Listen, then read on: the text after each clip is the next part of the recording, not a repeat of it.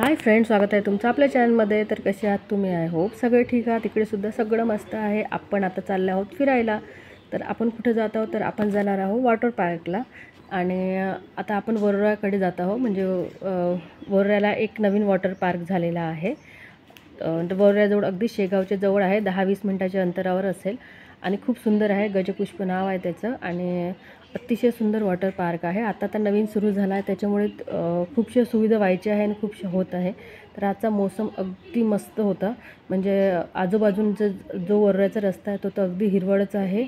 आणि त्याचबरोबर वातावरणसुद्धा खूप शांत होतं। म्हणजे आम्ही घरून 10 वाजता निघालेलो, पण मात्र ऊन नव्हती अशी फारशी, आणि खूप काही असं म्हणजे पाऊससुद्धा पडत नव्हता। पण मात्र जे वातावरण झालेलं होतं पावसाचं आणि उन्हाचं, तर ते वातावरण खूप सुंदर होतं। खूप गार वारा येत होता आणि मस्त वाटत होतं।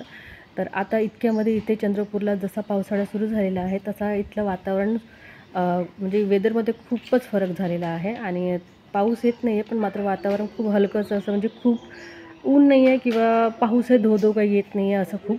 आणि वातावरण छान असतं दिवसभर। म्हणजे आभाळ आलेले असतात, पण मात्र पाऊस असा खूप धो कोसळत नाही। आणि छान असा हलका हलकासा पाऊस पडतो आणि मग चालला जातो। तर ते सुद्धा त्यातसुद्धा वातावरणात फिरायला खूप मजा येते, खूप म्हणजे खूप मजा येते। तर आता आमचं अजून ट्रॅव्हलिंगच सुरू आहे। आम्ही मस्तपैकी गाणे ऐकत जात आहोत। तर त्याच्यामुळे तुम्हाला ते गाण्यांचा आवाज येईल, त्याच्यामुळे व्हॉईस ओव्हर सुरू आहे। आणि रस्ता मस्त आहे आणि गर्दी फारशी नाही आहे, कारण अगदी सकाळीच म्हणजे सकाळच्याच टायमाला आम्ही निघालेलो असेल।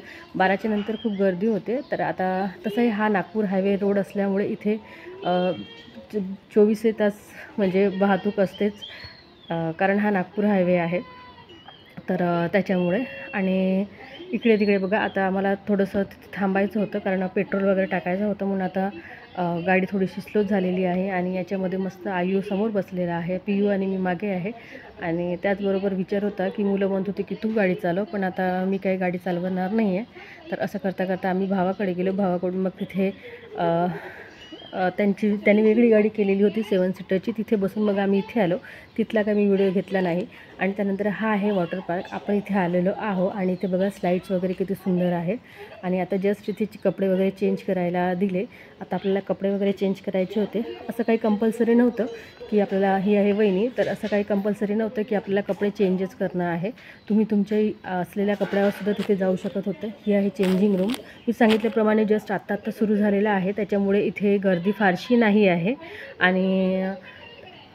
आणि अशी स्पेशल अशी काही रूमही नव्हती, कपडे म्हणजे लॉकर होते, पण आता आम्ही काही लॉकर वगैरे घेतले नाही, कारण भरपूरशा लोकांनी इथेच आपापल्या बॅगा ठेवलेल्या होत्या। आणि तसंही आपण फिरायला किंवा पाण्यामध्ये वॉटर पार्कमध्ये जेव्हा जातो तेव्हा आपण काही असं खूपसं काही घेऊन जात नाही जेणेकरून ते काही चोरी जावं। आपण आपले कपडेच एका साईडने ठेवून दिले कपडे, आणि मग आम्ही आता जात आहोत आता वॉटर पार्कला। आणि इथे आणखी माझा व्हिडिओ स्टार्ट करायला घेतलेला होता मी, पण इथे गाण्यांचा एवढा आवाज होता, म्हणजे वॉटर पार्क म्हटलं आणि तिथे साऊंड नसेल तर काही ती मजा येत नाही।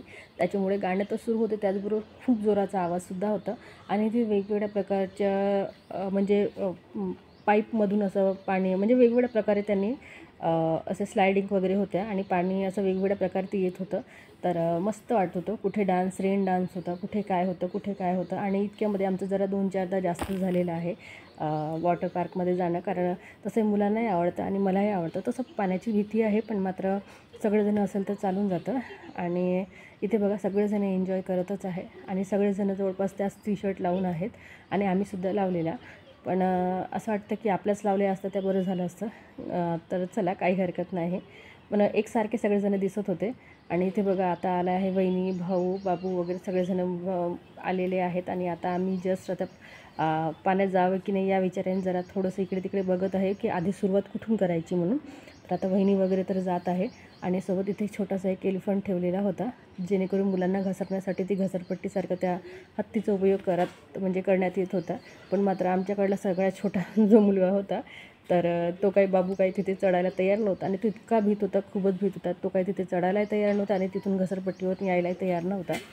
आणि इथे मग मोठे मोठे स्लाईड आहे, तर त्याला काय म्हणायचं, कारण मलासुद्धा खूप भीती होती पाण्याची, आणि मी सुद्धा जात नव्हती पाण्यावरनं म्हणजे स्लायडिंग करायला।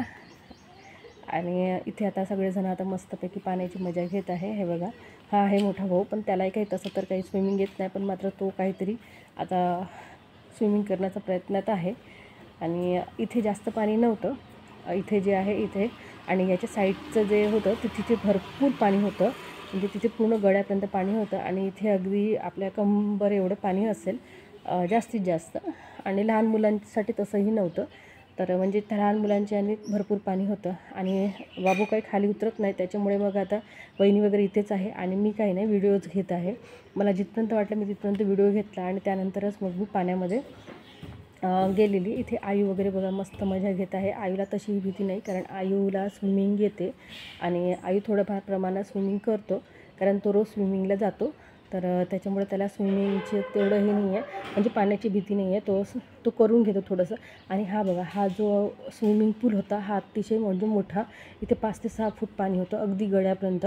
गळ्याच्याही वर येत होतं, कारण हाईटनुसार जर चांगली हाईट असेल तर त्यांना गळ्यापर्यंत, नाही तर कमी